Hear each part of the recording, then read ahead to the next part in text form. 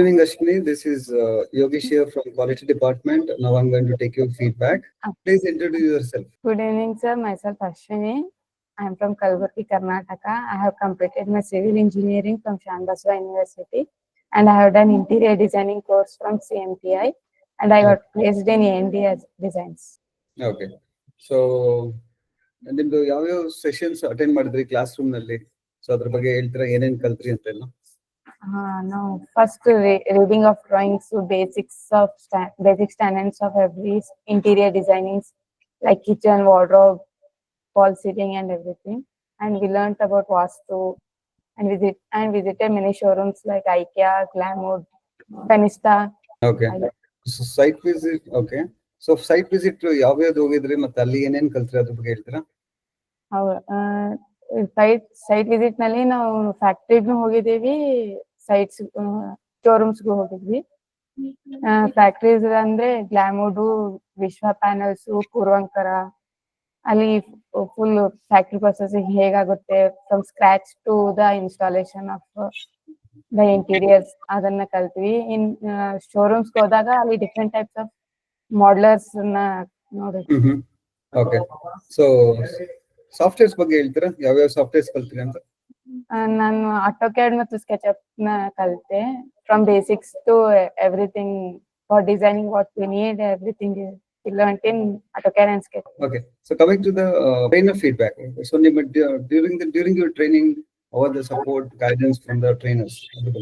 Classes ನಲ್ಲಿ ತುಂಬಾ help ಮಾಡಿದ್ರು. ಲೈಕ್ ಏನೇ ಡೌಟ್ಸ್ ಇದ್ರು ಆನ್ ದಿ ಸ್ಪಾಟ್ ಕ್ಲಿಯರೆನ್ಸ್ ಕೊಡ್ತಿದ್ರು.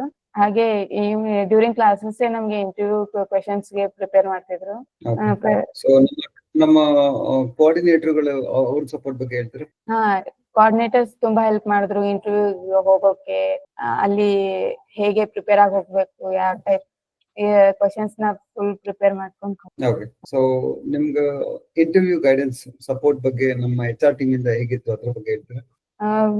ಇದು ಬಿಫೋರ್ ಗೋಯಿಂಗ್ ಇಂಟರ್ವ್ಯೂಗಿಂತ ಮುಂಚೆ ನಮ್ಗೆ online test, mock test and ಅವರೇ ಎಲ್ಲರಿದ್ರೆ ಇಂಟರ್ವ್ಯೂ ತಗೋತಿದ್ರು.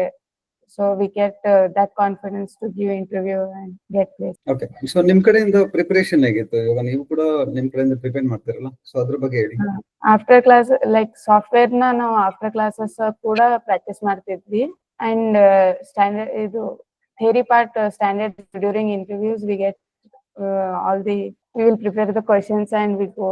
After CMT ಜಾಯಿನ್ ಆದ್ಮೇಲೆ ಅದರ ಹೊಸ ಟಾಪಿಕ್, ಹೊಸ ಸಬ್ಜೆಕ್ಟ್ಸ್ ಕಲ್ತಿರೋದು ಅದ್ರ ಬಗ್ಗೆ ಹೇಳ್ತೀರಾ?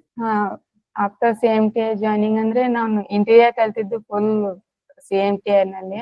ನನ್ ಬೇಸಿಕ್ಸ್ ಬಂದು ಕನ್ಸ್ಟ್ರಕ್ಷನ್, ಬಟ್ ಇಂಟೀರಿಯರ್ ಫುಲ್ ಹೊಸ್ತು ನನ್ಗೆ. Everything I learned in interior. So interior ಬಗ್ಗೆ ಕಂಪ್ಲೀಟ್ ಕಲ್ತಿರಾ?